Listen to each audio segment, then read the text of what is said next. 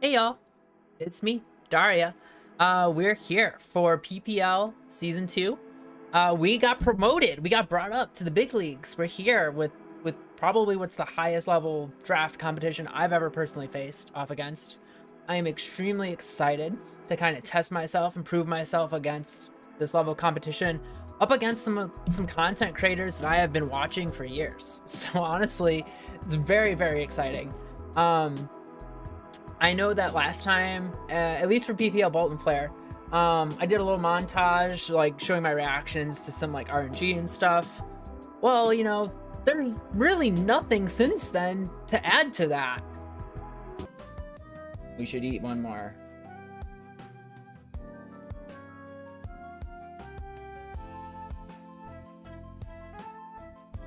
No, nothing at all. Not a single thing.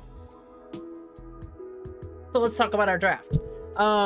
In the draft, I'm just gonna let y'all know real quick, like up front, I drafted hyper offense. Hyper offense. I do not have good defensive switch-ins for certain things and certain typings, and people are probably gonna pick up on that pretty quick. And honestly, I'm okay with it. I think this Gen 9 DLC 2 is going to be highly offensive always, at all times, and that's how I plan on using this team. So let's talk about it. So going into this draft, I wanted to draft Rain with Palafin, Raging Bolt, and Archaludon. That did not happen. It was extremely greedy and silly of me to think that I could possibly get all of those things. I really wanted to. I wanted to try it, but it didn't happen. So I had to pivot a little bit. We didn't draft Rain, but we did get Palafin as our first pick. This is a Pokemon I've never had the chance to use before. I'm extremely excited to try it out. It's just a massive fucking threat. Like, this thing can just punch huge holes through the teams and just win. It can just straight up beat teams. Like, if you do not have a dedicated Palafin answer, you just lose to it. So I'm really excited to try this Pokemon out. The next pick I got was Raging Bolt. I did manage to get the Raging Bolt. I feel like Raging Bolt covers Palafin's weaknesses extremely well, aside from like a freeze dry. But yeah, I think this is going to complement Palafin in a lot of different ways, not just defensively, but offensively, where Palafin wants to break through things physically. Raging Bolt can break through things specially. So they both get phenomenal priority moves, and I think it's going to be a really fun Pokemon to show off that not a lot of people are super familiar with, and we're going to have a good time like showing off what it can do. The third Pokemon I took was Cinderace. Cinderace is essentially going to perform the same role that Meows performed for us for PPL Bolt and Flare.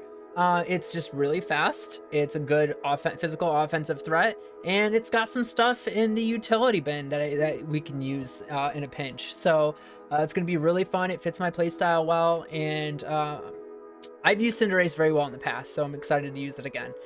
The next Pokemon for my fourth pick is another Pokemon that, surprisingly enough, I've never used in a draft setting, and that's Mamoswine. That's correct. You heard me right. I have never used Mamoswine in draft. I am very excited to use this Pokemon. Anytime I've ever faced a Mamoswine, it's always a nightmare to switch into. You basically have to just predict whether you're switching into a ground or a nice type move and just pray that you get it right. And this thing has Trail Blaze, because of course it does. Everything has Trail Blaze. Why wouldn't a giant mammoth pig thing not get Trail Blaze? Of course it gets Trail Blaze. So it's gonna be fun. It's gonna be fun to try out. So I feel like 4 picks in, we're looking really good. We have 3 bulky offensive threats, 1 really fast physical offensive threat. Things are looking pretty solid for us. With my 5th pick, I decided to go ahead and address our ground type weakness and pick up Zarude. Zarude is yet another bulky offensive threat. It does have good speed, and it's another Pokemon that I've never been able to use before. It has lots of good options, and now we have 4 out of our 5 Pokemon so far with good momentum moves. So really liking our draft up to this point. With my 6th pick, I took Cresselia. I have mixed feelings on Cresselia, to be honest. I drafted it because I needed bulk. I desperately needed more like bulk. However, I do think Cresselia might be a little too passive to perform well in this current meta. I'm going to do my best to try to find windows to use it in a good way. It does have some tools and some things that I really like on my draft team. Even on a more offensive-minded team, it can play support really, really well. I mean, it gets things like Lunar Dance, which can, you know, revive our like injured and status team members. It can Trick Room. It can do all kinds of stuff that is just really helpful for the type of team that I had in mind here. Our 7th pick was our first Terra Captain, and that is Sylveon. Actually, hold on, let me turn this down just a little bit. Sorry about that, y'all. I know the music's a little loud. Sylveon is going to be our first Terra Captain. We have Terra Fairy, Terra Steel, and Terra Ground. Terra Fairy, Moonblast, Hyper Voices, whatever, they're just gonna break through teams. It's gonna be glorious. And if we need a good defensive typing, we can switch. I mean, aside from Fairy, Steel typing also covers all of our weaknesses in like Poison and Steel, obviously. And then Terra Ground will allow us to hit things like, you know, Fire types, Poison types, Steel types, all the things that Sylveon normally struggles with really well, especially since it doesn't get Mystical Fire anymore. So I thought having Terra Ground would be really, really good on this thing. My 8th pick is a Pokemon that I hold very near and dear to my heart, and that is Quagsire. This Pokemon's stats are abysmal, but it gets Unaware and Water Absorbed, so it creates the opportunity for some mind games. And I love that. I love forcing the mind games, because I'm not always like the best technical pilot, but I'm really good at making aggressive reads. And when I am able to create the opportunity for mind games, I feel like often I come out on top of those because I don't know why. I'm usually really good at them. So Quagsire kind of plays into that strength. It gives me something that can set hazards that I desperately needed, aside from like rocks from Mamoswine, obviously, or like Court Change from Cinderace.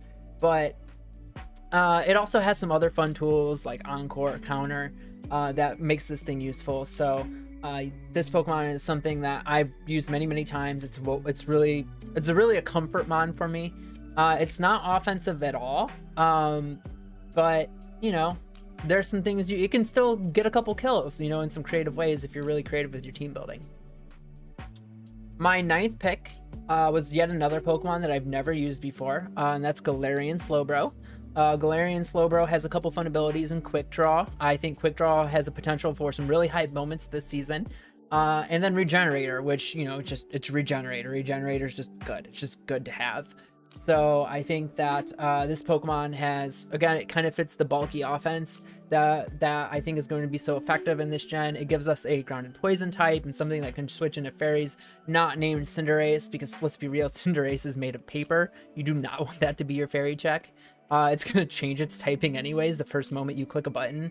I really don't want to rely on Sylveon every week to be my like dedicated fairy switch-in as like the Terra Steel, because changing your fairy type to a steel type every week as a defensive switch-in feels bad. It feels really, really bad. So Galarian Slowbro, I think, fills that role pretty well. And then my last pick, my second Terra Captain, is Noctowl. I think Noctowl is terribly disrespected, and I think Terra flying Noctowl, I just think this Noctowl in general is going to win multiple matches for us this season. I'm just going to call it now. This Pokemon will definitely win matches for us. People will forget about it and under prep for it, and it'll just come and win. So it's Terra flying, so Tinted Lens, Hurricanes go burr.